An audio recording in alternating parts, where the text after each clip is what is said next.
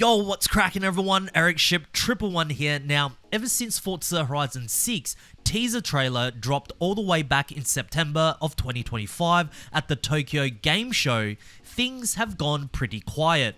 Outside of a handful of written articles featuring a Playground Games developer explaining why Japan was finally chosen as the setting for the next Horizon title, we haven't actually seen anything new.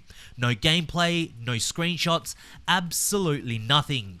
Of course, this silence wasn't accidental, as in those exact same articles, Playground Games did mention that more information about Forza Horizon 6 would be revealed early next year. But that immediately raises the question, how early is early, and when can we realistically expect to finally see this game in action? Well, it turns out we won't have to wait much longer. In a recent interview with Variety, Xbox Game Studios boss Matt Booty confirmed that Playground Games will be a part of next year's Xbox Developers Direct. And this is huge news because that means we're now at most a month and a half away from finally seeing more of Forza Horizon 6. Now, if you're not familiar with what an Xbox Developers Direct actually is, basically every January, Xbox hosts a Developers Direct where first-party studios are given dedicated time to dive deep into their upcoming titles. This isn't your usual mid-year Xbox game showcase filled with quick trailers and rapid-fire announcements.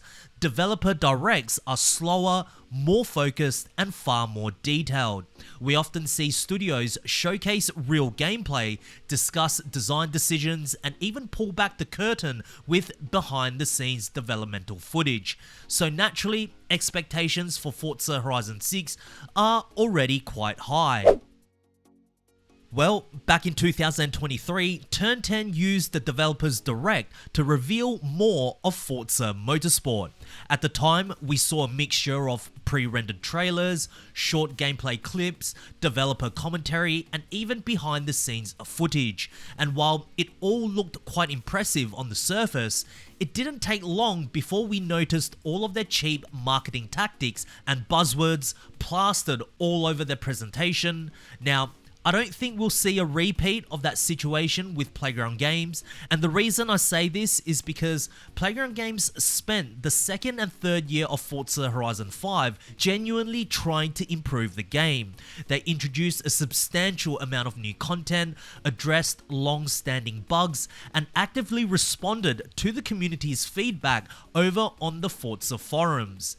It truly felt like the studio was trying to keep Horizon 5 in the best possible state, even after a very rough launch year.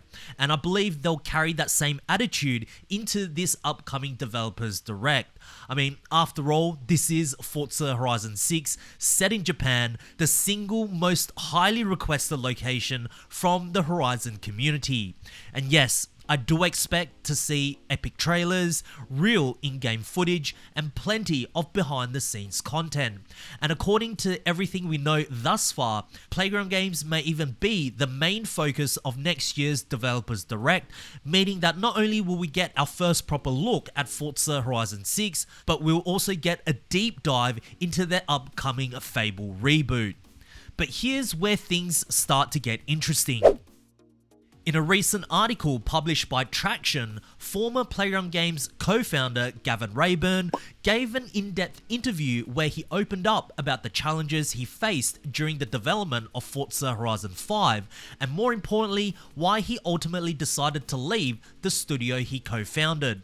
And what he revealed doesn't just explain Horizon 5's problems, it may also hint at what we should realistically expect from Forza Horizon 6.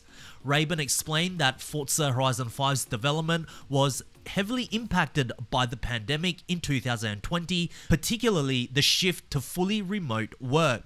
He stated, and I quote, "What I realized was how much we needed to work as a team. You lose that when people are working exclusively from home. It's like having a dismembered body. Everything's working as it should, but nothing's quite connecting. I think you can see a bit of that in Horizon 5.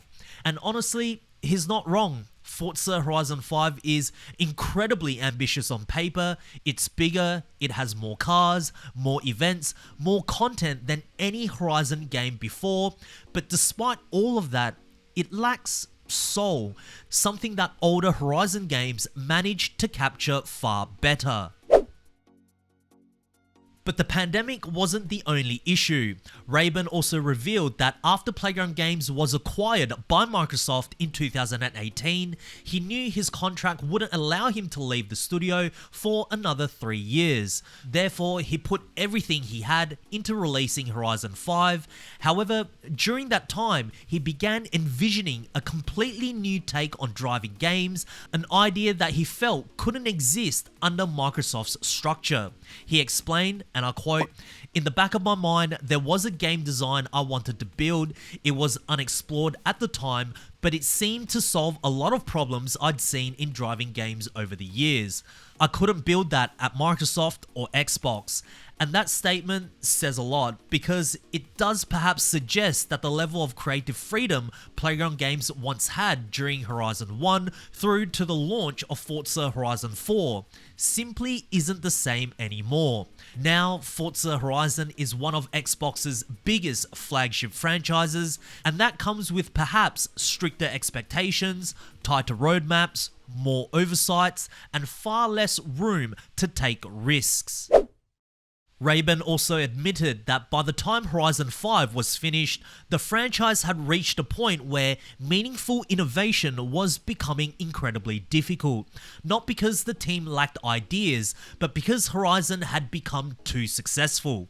Playing it safe became part of the job, and this is where concerns about Forza Horizon 6 really start to make sense. Because if you look at Forza Horizon 4, Forza Horizon 5, and even the latest Forza Motorsport, the structure barely changes. The single player progression is nearly identical, the live service model hasn't meaningfully evolved, the festival playlist is just a rotating checklist of challenges to unlock time-limited cars.